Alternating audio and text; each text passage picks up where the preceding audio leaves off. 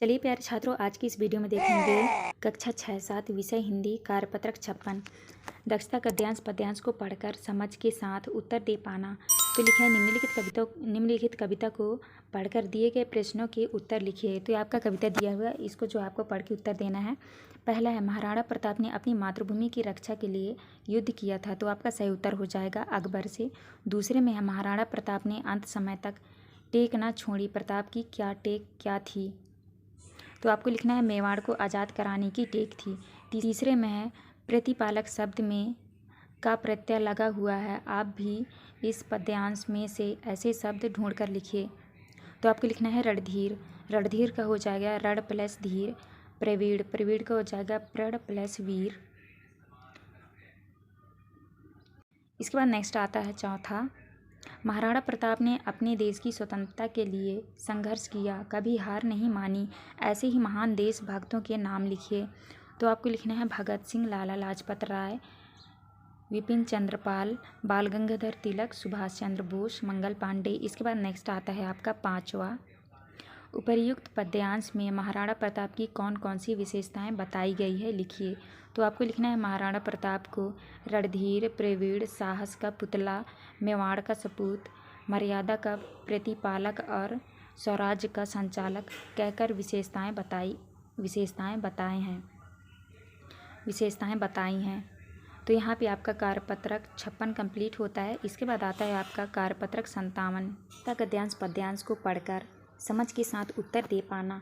तो आपका गद्यांश पद्यांश दिया हुआ है, इसको जो है आपको पढ़ के उत्तर देना है। तो पहला आता है आपका देश की पूंजी बताया गया है। तो आपका उत्तर होगा युवाओं को। दूसरे में है युवा जनों के आदर्श होते हैं। तो आपको लिखना है शिक्षक।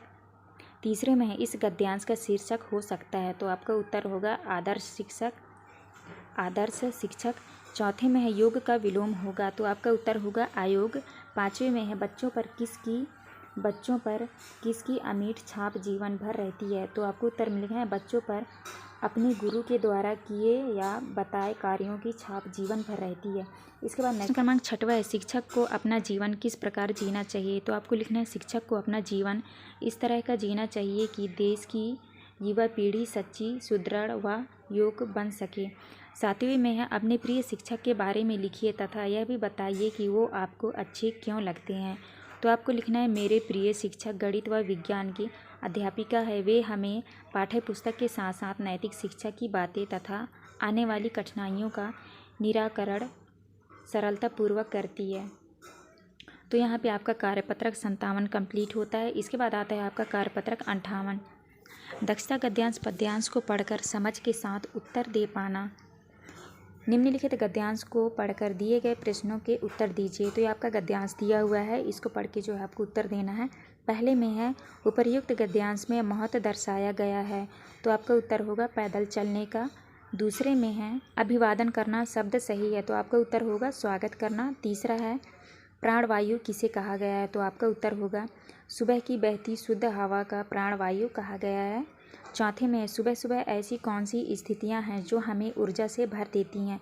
तो आपको लिखना है सुबह की बहती ताज़ी हवा, पक्षियों का चहचहाना, पेड़ पौधों की सुगंध हमें ऊर्जा से भर देती है। पाँचवें में है वह कौन सी आदत है जिसे अपनाने से हम निरोग रहेंगे। तो आपको लिखना है सुबह के समय पैदल चलना व योगा व्यायाम करना। इसके बाद नेक्स्ट आता है 6वां, सुबह पैदल चलने के क्या क्या फ़ायदे हैं, लिखिए। तो आपको लिखना है सुबह पैदल चलने से शरीर स्वस्थ रहता है, मांसपेशियां सुचारू रूप से कार्य करती हैं, शरीर में ताजगी व ऊर्जा का संचार होता है। तो यहाँ पे आपका कार्यपत्रक 58 कंप्लीट होता है। इसके बाद आता है आपका कार्यपत्रक 59 में है दक्षता गद्यांश पद्यांश को पढ़कर समझ के साथ उत्तर दे पाना। निम्नलिखित गद्यांश को पढ़कर दिए गए प्रश्नों के उत्तर लिखिए। तो ये आपका गद्यांश दिया हुआ है, इसको आपको पढ़ के जो है उत्तर देना है। पहला है आपका डैश डैश अब तो वे विश्व शांति के लिए उड़ाने का काम आते हैं। तो आपका उत्तर होगा कबूतर।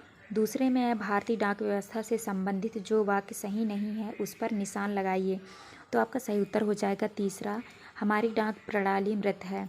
तीसरे में है हाथ से लिखे पत्रों में स्नेह कैसे जीवित रहता है। तो आपको लिखना है जो व्यक्ति हाथ से पत्र लिखता है वह अपने मन की भावनाओं को पूर्णतः पत्र में भर देता है, इसलिए उनका स्नेह पत्र में झलकता है। चौथे में है भारत की विविधतापूर्ण संस्कृति को किसने एकता के सूत्र में बांधा है? तो आपका उत्तर होगा डाक व्यवस्था ने। इसके बाद नेक्स्ट आता है 5वें में है डाकिये हमारे जीवन की धुरी हैं कैसे? तो आपको लिखना है क्योंकि डाकिये पत्रों के माध्यम से सभी प्रकार के सुख व दुखों को एक स्थान से दूसरे स्थान तक पहुंचाते हैं। 6वें में है उपर्युक्त गद्यांश का सार अपने शब्दों में लिखिए। तो आपको लिखना है हमारे डाक व्यवस्था प्राचीन समय से चली आ रही है। अपनों की व अपनी बातों को एक स्थान से दूसरे स्थान तक पहुंचाने में पहले कबूतर व अब डाकिया सहायक होते हैं। तो यहाँ पे आपका कारपत्रक 59 कंप्लीट होता है। इसके बाद आता है आपका कारपत्रक 60। कारपत्रक 60 में है दक्षता गद्यांश पद्यांश को पढ़कर समझ के साथ उत्तर दे पाना। निम्नलिखित कविता को पढ़कर दिए गए प्रश्नों के उत्तर लिखिए। तो ये आपका कविता दिया हुआ है, इसको जो है आपको पढ़ के उत्तर देना है। पहला आता है आपका युग युग से हमें किसके उपासक रहे हैं? तो आपको लिखना है। तो आपका सही उत्तर होगा गैंती व कुदाली के। दूसरे में है वर्षा ऋतु में आकाश में किसके दर्शन होते हैं? तो आपका उत्तर होगा इंद्रधनुष के। तीसरे में है वर्षा के मौसम में गीत कौन गाता है? तो आपका उत्तर होगा कोयल। चौथे में है हल की नोक से किसके गीत लिखते हैं? तो आपको लिखना है हल की नोक से खुशहाली के गीत लिखते हैं। इसके बाद नेक्स्ट आता है 5वें में है अर्थ बताइए।